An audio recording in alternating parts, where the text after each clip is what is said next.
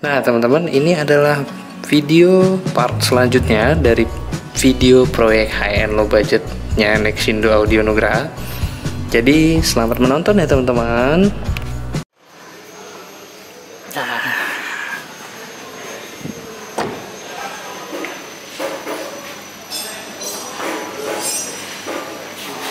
Mas Ino, ini udah sampai mana nih? Ini tinggal setting ya, cari cuttingan crossovernya. Oh, tinggal nyeting doang ya? Cuttingan Twitter sama mid bass. Oh, oke.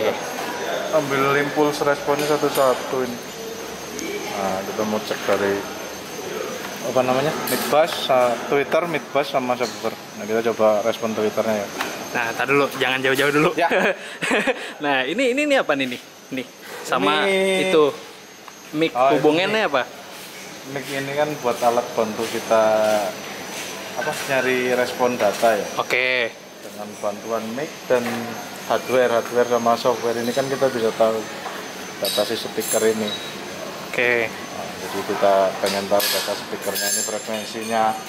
Kita cari take potong misalkan di 2400, dari 2400 sampai 20.000 kata apa enggak. Kan kita bisa tahu dari sini. Nyari basic ini kan basic crossover harus pakai alat. Crossover itu kan yang menentukan suaranya itu crossovernya bener apa enggak. Oh gitu, oke. Data Twitternya ini. Setelah itu kita coba setting mid bassnya. Data mid bassnya. Oke. Data mid bassnya. Untuk mid bassnya sendiri kan cuttingannya tadi udah saya tentuin di 2400. Ini mid bass ini berarti dari 2400 sampai terakhir di sini udah mulai agak cancel sampai 72-an ya. Ini masih bagus lah data responnya. Bagus ya. Masih kalau buat ukuran speaker taruh di pintu ya, mid bass di pintu udah sangat bagus dibandingkan yang lain mungkin ya. Kita coba hidupin dua-duanya. Ini full data respon antara mid bass sama Twitter. Oke. Mendekati flat lah, karena basic crossover kan sebenarnya gini. Gimana caranya si data respon mendekati flat. Dengan alat bantu ini kita tahu ini ada yang over frekuensi mana, ada yang over apa, ada yang turunnya kelewat banyak. Kan kita bisa perbaiki dengan EQ-nya si Zapco ST4 DSP. Nah, terus untuk softwarenya si Zapco ini sebenarnya lumayan ini nggak kayak terlalu ribet apa susah gitu? Kalau menurut saya sih softwarenya termasuknya paling simple ya. Simple ya? Ya, karena softwarenya si Zapco ST4 DSP ini kan ya salah satunya yang kita harus pelajarin ini masalah di equalizernya ya. Equalizernya kalau di prosesor lain mungkin dia bikin bisa sampai 31 band. Oke. Padahal kalau buat nyari crossover, cutting crossover kita nggak butuh sebanyak itu equalizernya. Oke. Kita paling butuh cuman ini 15 band aja. 15 band aja udah cukup ya. 15 band aja kita udah bisa nganggur ini. Banyak yang nganggurnya lah. Ini nganggur, nggak kepake akhirnya. Makanya kita sebenarnya kebanyakan kalau dibikin 31 band. Dengan 15 band aja cuman dipakai ini 1, 2. Kita butuh cuman nurunin di emang yang overnya aja kita turunin. Sama di mid bass pun sama. Misalnya kita mau lihat mid bassnya, ini kebanyakan juga kalau dibikin 31 band. Ini data respon EQ-nya kita coba bikin flat. Pada saat nanti setelah finishing nggak segini sih, kita turunin ya. Iya, karena nggak mungkin sih dinaikin sampai lebih dari 3 dB, karena kan pantulan kan kita ada bantuan ini alat, jadi kan ternyata kalau diturunin dinaikin 3 dB hasilnya nggak se ekstrim itu, jadi kita cuman maksimal turun sampai naikin 3 dB. Oke. Selepas itu kalau masalah software nggak ada kendala sih kalau menurut saya, cukup bagus lah untuk softwarenya si Zapco sendiri. Softwarenya bagus ya? Iya. Terus ada channel subwoofernya juga. Ini channel subwoofer kan channel bonusan dari ST4 DSP kan, bisa dipasang subwoofer aktif apa power lagi yang ya. Oke. Cukup mumpuni lah ini kalau buat ya ini buat yang khususnya ya kelas pemula mau belajar prosesor dari Zapco ST4 DSP ini udah simple ya, nggak rumit ya, nggak rumit, dengan ini simple sih, cara kerjanya semuanya simple. Terus ini masalah di eki, kan ekinya ditentuin mau ekinya di mana, kita bisa geser-geser. Terus Q-nya kan digeser, mau dibikin sempit apa curam apa landai, naik turunnya itu kan bisa. Jadi kita tinggal geser-geser aja, ya nggak perlu ngetik capek-capek. Gampang ya? Iya, ini gampang. Sama si crossovernya juga sama, tinggal geser aja kok. Kalau yang lain kan harus ngetik, capek ribet. Ini enggak, simple ya, gampang. Iya, gampang banget malah ya kayaknya. Kayaknya saya sendiri juga kayaknya bisa ini ya. Kayaknya bisa ini. Data realnya ini ya.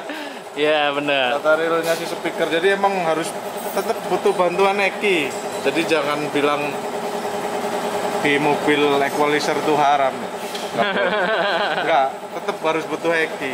Tetap ya harus butuh equalizer ya. Cuman jangan kelewat banyak. Kalau kelewat banyak ntar suaranya aneh. Jadi kayak dibikin-bikin. Kalau ini kan kita karena pantulan mungkin jadi bisa menambahkan nambahin frekuensi di tertentu kan. Jadi kita turunin. Ini crossover idealnya kalau buat si second speaker 62 ini paling idealnya kita cutting di 2400 berdasarkan respon data ya. Respon data, impuls responnya si RTA sendiri, bukan berdasarkan. Nah, kalau berdasarkan crossover dari prosesor nih di 3000 sampai 3500. Terus di mid bassnya nih 2300 lah, kurang lebih 24 dB. Ini kalau berdasarkan software, cuman kan software sama respon tuh nggak sama. Tapi yang benar ini si respon dari impuls dari speaker dari RTA-nya, hasilnya tuh yang benar ini, bukan ini. Jadi hasil yang benar yang ada di sini ya. Yang ada di RTA-nya. Karena kan gambar suara dibentuk dari sini akhirnya.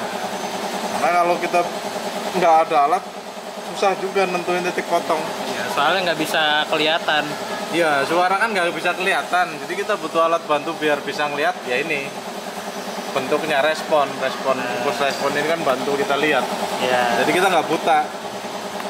Nah, kalau kita nggak ada ini, kita langsung mainin di sini kan. Capek Pak. Acak-acak. Iya, acak-acak. Padahal kita nggak tahu ini ada over equalizer di mana ini. Ini kita bisa ngeki gini kan berdasarkan alat. Iya betul.